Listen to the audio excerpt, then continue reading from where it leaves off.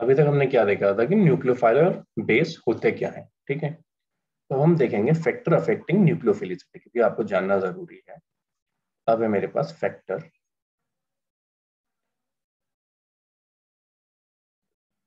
Affecting nucleophilicity.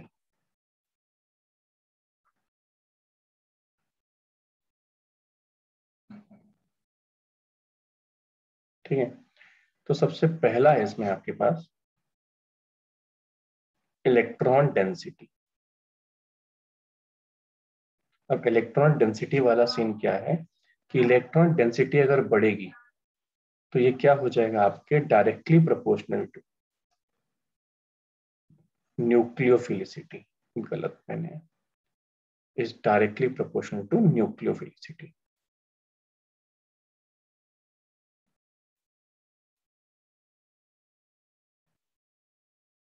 अपना सही है। तो एक सिंपल सा क्वेश्चन आपके पास कि OH माइनस अच्छा न्यूक्लियोफाइल है कि वाटर, या NH2 माइनस अच्छा न्यूक्लियोफाइल है कि NH3, या SH माइनस अच्छा न्यूक्लियोफाइल है या H2S। बताओ। देखो, आपसे क्या बोला गया, इलेक्ट्रॉन डेंसिटी ज्यादा होना। इसके पास लोन पेयर है और ये न्यूट्रल है, तो ये स्टेबलाइज है। जो स्टेबल नहीं है वो स्टेबल होना चाहता है, वो स्टेबल कैसे होगा? वो चाहता है उसका इलेक्ट्रॉन पेयर वो डोनेट कर दे, जो उसके पास एक्सेस इलेक्ट्रॉन है उसको डोनेट करके वो स्टेबल हो जाएगा, हमेशा हो जाएगा। ये तो ऑलरेडी स्टेबल है ना। तो हर एक मॉलिक्यूल क्या चाहता है, स्टेबल होना। कैसे स्टेबल होगा? क्योंकि जो एक्सेस इलेक्ट्रॉन है उसको डोनेट करके बॉन्ड बना ले तो स्टेबल हो जाएगा। तो एक्सेस इलेक्ट्रॉन या अनस्टेबिलिटी, उतना ज्यादा न्यूक्लियोफिलिसिटी। ठीक है, तो ज्यादा अच्छा न्यूक्लियोफाइल और H2 और OH माइनस में कौन सा है? OH माइनस, क्योंकि स्टेबल नहीं है, माइनस चार्ज है, ये चाहता है कि इलेक्ट्रॉन पेयर डोनेट हो और ये बॉन्ड बना ले। क्लियर है सबको? अब देखो नेक्स्ट क्या है आपके पास, second, trend in period, trend along the period. अब देखो, अब आपके पास क्या है, मान लो कि आपके पास ये है कि अगर इलेक्ट्रोनेगेटिविटी बढ़ेगी तो हमेशा न्यूक्लियोफिलिसिटी क्या होगी, कम होगी। ठीक है, तो अब क्या करोगे, मान लो आपको एग्जांपल दिया है मैंने आपसे, मैंने बोला बेटा आपके पास है CH2 माइनस, उसके बाद है आपके पास NH2 माइनस, उसके बाद है आपके पास OH माइनस, उसके बाद है F माइनस। तो आप मुझे बताओ ट्रेंड कौन सा होगा, कौन सा अच्छा न्यूक्लियोफाइल है, ठीक है, और कौन सा खराब न्यूक्लियोफाइल है, बताओ। देखो, मैंने आपसे क्या बोला कि इलेक्ट्रोनेगेटिविटी बढ़ेगी तो न्यूक्लियोफिलिसिटी कम होगी। क्यों? क्योंकि अगर आपके ऊपर माइनस चार्ज है, तो माइनस चार्ज, आप इलेक्ट्रोनेगेटिव एटम हो, तो इलेक्ट्रोनेगेटिव एटम के ऊपर माइनस चार्ज स्टेबल होता है। अगर स्टेबल है तो वो क्यों डोनेट करेगा? तो अपने को ऐसा चाहिए जो स्टेबल नहीं होना चाहिए, कम स्टेबल हो। तो आप अगर इलेक्ट्रोनेगेटिविटी ऑर्डर देखोगे, अगर इलेक्ट्रोनेगेटिविटी देखोगे तो सबसे ज्यादा इलेक्ट्रोनेगेटिव कौन होता है? फ्लोरीन। उससे कम ऑक्सीजन, उससे कम नाइट्रोजन, उससे कम कार्बन, है ना। जितना कम इलेक्ट्रोनेगेटिव उतना ज्यादा अच्छा न्यूक्लियोफाइल। तो कौन सा हो जाएगा? CH2 माइनस, फिर NH2, फिर OH माइनस, फिर F माइनस। कोई डाउट यहां तक? देखो, अब मेरे पास क्या अलोंग द पीरियड है ना। तो आपके पास क्या, ये सेम नेचर वाले हैं, बट इलेक्ट्रोनेगेटिविटी क्या है, ज्यादा किसकी है? फ्लोरीन की। तो फ्लोरीन ज्यादा स्टेबल होगा, आयोडीन कम स्टेबल होगा। बट स्टिल हम लोग क्या करते हैं, एक और कॉन्सेप्ट है जो इसके ऊपर लगाते हैं। तो इसके लिए आपको पढ़ना पड़ता है हाइड्रेशन एनर्जी। क्या पढ़ना पड़ता है? Hydration energy. हाइड्रेशन एनर्जी का मतलब क्या होता है, मैं ये आपको बता देता हूँ। मान लो एक मॉलिक्यूल है, छोटा सा, मान लो छोटा सा मॉलिक्यूल है, और यह है एटम है, मान लो लिथियम, है ना, कोई एलिमेंट है, ये लिथियम है मान लो। और आपके पास एक बड़ा सा है, दूसरा बड़ा सा है, ठीक है, और ये है सीजियम। मान लो आपके पास क्या है, ये सीजियम है, लिथियम, ठीक है।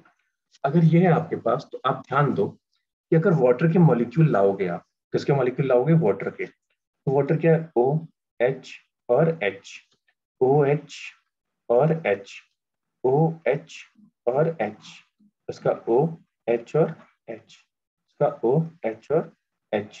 ये क्या करेंगे? इजीली किसको सराउंड कर लेंगे? छोटे वाले को, है ना, जिसका आयनिक रेडियाई स्मॉल होती है, उसको क्या कर लेंगे? इजीली सराउंड कर लेंगे। लेकिन जो बड़ा वाला है ना, उसको इजीली सराउंड करना पॉसिबल नहीं है, क्योंकि साइज काफी बड़ा है, तो हाइड्रेशन एनर्जी क्या होती है इसकी? कम हो जाती है ना। साइज बड़ा, हाइड्रेशन एनर्जी वाला चीज, ठीक है। ये बहुत ज्यादा है, तो उतनी ज्यादा हाइड्रेशन एनर्जी होती नहीं है, इतने अच्छे से बॉन्ड बना नहीं पाते, ठीक है।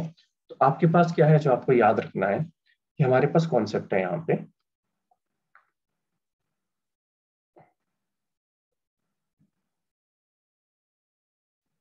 Hydration energy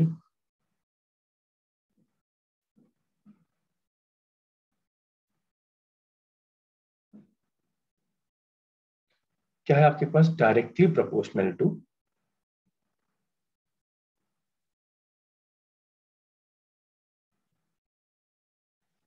hydration energy is directly proportional to charge density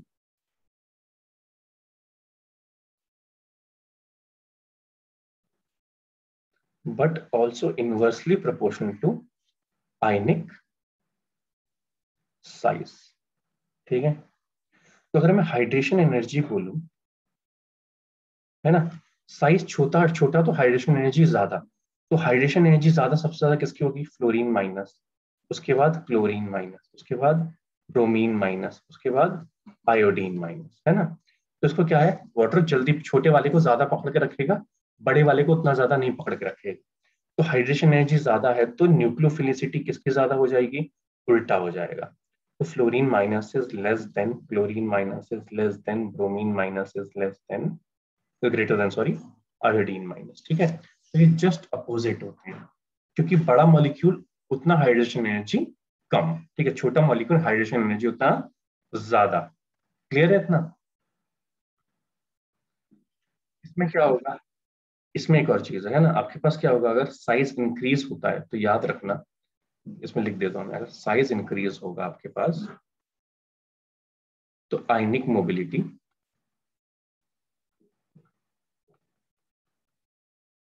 decrease होती है, ठीक है।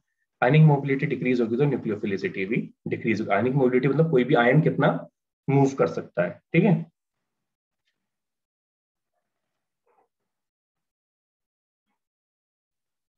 देखो आपके पास क्या है, ये इंपॉर्टेंट कंडीशन, आपके पास हो पोलर प्रोटिक सॉल्वेंट, मैं लिख देता हूं, इट इज पोलर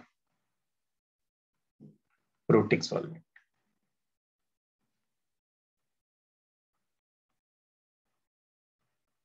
और दूसरा है मेरे पास पोलर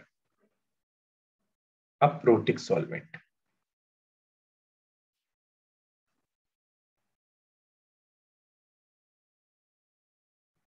अब देखो आपके पास क्या है, जो पोलर प्रोटिक सॉल्वेंट है, आपको क्या पता है? पोलर प्रोटिक वाले का एक एग्जांपल है आपके पास H2, आपको याद होगा H2, और पोलर अप्रोटिक का ले सकते हो आप एसीटोन, ठीक है। तो इसमें क्या होता है, सिर्फ सॉल्वेंट क्या है, न्यूक्लियोफाइल का बिहेवियर चेंज कर देता है पूरा का पूरा, है ना। अब देखो, अब मान लो आपके पास क्या है, यहाँ पे मैंने आपको दिया है fluorine minus and chlorine minus, and यहाँ पे भी दिया है fluorine minus and chlorine minus. अब थोड़ा सोच के बताओ क्या फर्क पड़ेगा और इसमें कौन सा अच्छा न्यूक्लियोफाइल? चलो कोशिश करो एक बार, थोड़ा सोच की कोशिश करो। देखो अगर आपको थोड़ा सा भी याद है कि हमने कहा था जो अप्रोटिक सॉल्वेंट होता है, अप्रोटिक सॉल्वेंट होता है वो सिर्फ किसको सॉल्यूशन में ऐड करता? कैटायन को, एनायन को ऐड नहीं करता। किसको ऐड नहीं करता? एनायन को। अगर एनायन को ऐड नहीं कर रहा तो आपकी न्यूक्लियोफिलिसिटी किसकी ज्यादा होगी? मैं आपको बता रहा हूँ, है ना। ये ध्यान दो कि आपके पास क्या है, अगर पोलर प्रोटिक है तो आपके पास क्या हो जाएगा? पोलर अप्रोटिक और पोलर प्रोटिक में, तो अगर पोलर प्रोटिक है आपके पास तो क्लोरीन माइनस ज्यादा, और इस वाले में फ्लोरीन माइनस ज्यादा, ठीक है। क्योंकि क्या है, ये सॉल्यूशन इफेक्ट नहीं करता। प्रोटिक वाला क्या है, इफेक्ट करता है ना, उसको हिंडर कर लेता है ना, हिंडर करने की कोशिश करता है, तो फ्लोरीन को तो हिंडर कर लेगा, इसको नहीं कर पाएगा। ठीक है, तो सॉल्यूशन क्या करता है, बिहेवियर को चेंज करता है, जो सॉल्वेंट आप यूज कर रहे हो। अब ध्यान दो, यहाँ पे जो हाइड्रेशन था, तो हाइड्रेशन एनर्जी तो सिर्फ पानी के लिए होगी होगी, तो पानी के हिसाब से क्या हो गया, ये हो गया ऑर्डर न्यूक्लियोफिलिसिटी का हो गया। आयोडीन ज्यादा है, लेकिन अगर पानी की जगह यही चीज मैंने अप्रोटिक ले लिया, जो एनायन से लेना देना नहीं रखता, मैंने आपको लिखवाया था, ठीक है, कि एनायन को सॉल्युबल नहीं करता वो, तो इसमें क्या हो जाएगा, फ्लोरीन माइनस का ज्यादा हो जाएगा। अगर मान लो मैंने आपको एक बार एग्जांपल दिया, इसका मान लो एग्जांपल ले लेता हूँ, आपके पास मान लो है OH minus and SH minus, OH minus and SH minus. अब देखो, अब आपके पास क्या है, अब आप मुझे सोच के बताओ इसी ऊपर वाले के अकॉर्डिंग कि आंसर क्या होना चाहिए आपका, आराम से सोच के बताओ। हाँ, तो अगर पोलर वाला है तो पोलर वाला क्या करेगा, छोटा साइज है ऑक्सीजन का छोटा साइज है, तो इसको क्या करेगा, हिंडर कर लेगा, पूरा का पूरा हिंडर कर लेगा, है ना। तो ये क्या, यहाँ पे क्या होगा, इसकी आयनिक मोबिलिटी कम कर देगा, तो आयनिक मोबिलिटी ज्यादा जिसकी होगी उसी का क्या हो जाएगा, न्यूक्लियोफिलिसिटी ज्यादा हो जाएगी, है ना। अप्रोटिक सॉल्वेंट को कोई लेना देना नहीं होता माइनस एनायन वाले, तो इसमें ज्यादा इसी का होगा। अब देखो, अगर मान लो आपके पास चार्ज नहीं है और आपके पास है NH3 एंड PH3, इसमें भी है आपके पास NH3 एंड PH3, अब बताओ क्या आंसर होगा आपका। सेम कॉन्सेप्ट, अगर पोलर प्रोटिक है तो इसमें चार्ज डेंसिटी है, तो इसके क्या करेगा, एन वाले को इजीली क्या करेगा बेटा, हिंटर मतलब OH कवर कर लेगा, OH या कोई भी पोलर सॉल्वेंट है वो कवर कर लेगा, तो इसका मूवमेंट कम कर देगा, इसका मूवमेंट कम कर देगा तो क्या हो जाएगा, कम न्यूक्लियोफिलिसिटी कम हो जाएगी। ये इस वाले में ऐसा क्यों नहीं होता, क्योंकि जो अप्रोटिक सॉल्वेंट है वो एनायन या लोन पेयर वाले पार्ट को टच नहीं करता, है ना, ये लिखवाया है मैंने, तो इसमें क्या हो जाएगा, ये हो जाएगा। ठीक है, ये कॉन्सेप्ट याद कर लो, समझ लो, रट लो, आपकी प्रॉब्लम है, ठीक है, लेकिन बहुत इंपॉर्टेंट है, पूछ लिया जाता है कौन सा स्ट्रॉन्ग न्यूक्लियोफाइल है, तो इन दोनों में अगर प्रोटिक सॉल्वेंट है, ध्यान दो, अगर प्रोटिक सॉल्वेंट है तो स्ट्रॉन्ग न्यूक्लियोफाइल कौन है, क्लोरीन, अगर अप्रोटिक सॉल्वेंट है तो स्ट्रॉन्ग न्यूक्लियोफाइल कौन है, फ्लोरीन। ये उल्टा हो जाता सॉल्वेंट चेंज करने से, ठीक है। यहाँ पे ये क्या है, स्ट्रॉन्ग न्यूक्लियोफाइल, ये वाला क्या है, स्ट्रॉन्ग न्यूक्लियोफाइल, इसमें क्या है, ये वाला क्या है, स्ट्रॉन्ग न्यूक्लियोफाइल, ठीक है।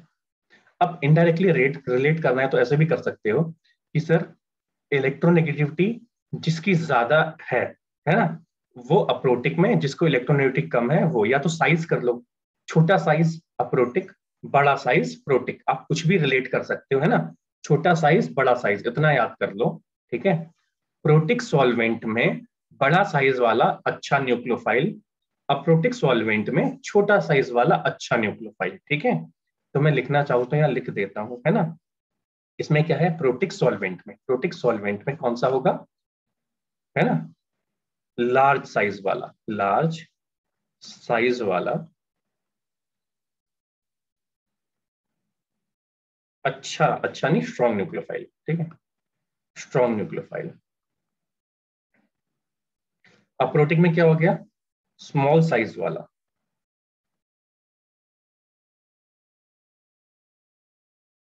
Strong nucleophile,